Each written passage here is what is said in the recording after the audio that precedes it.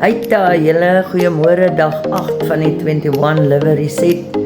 Ek gaan sommer vir jou vanoggend wys die hele oggendroetine. Eerste ding in die môre doen ons dit. 500 water,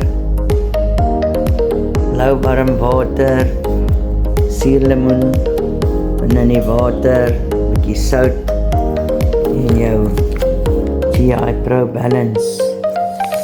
Dan gaan jy oor na die breakfast.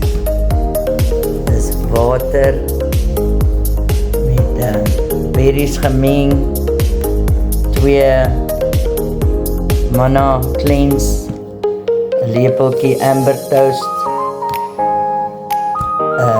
True Plenish, alles bymekaar gesit en gooi en dan in 'n shake, lekker shake vir breakfast.